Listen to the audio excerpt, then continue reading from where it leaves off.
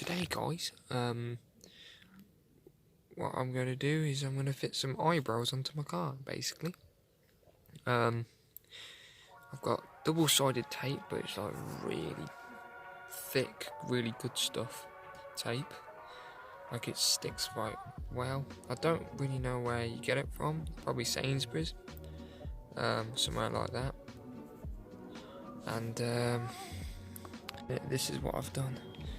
Stuck one there, I'll probably do another one there. And then it's gonna go on this headlight front bit there. It's on. It keeps coming off this edge over here. I think the next one I'll stick down a lot more, but it's sticking down nonetheless. So this is the one that I did. Popped it up longer. It looks alright.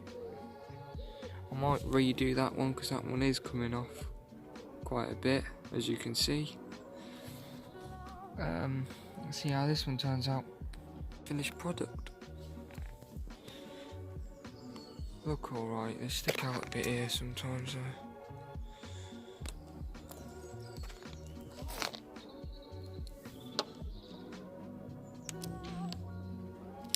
That's the only problem I have.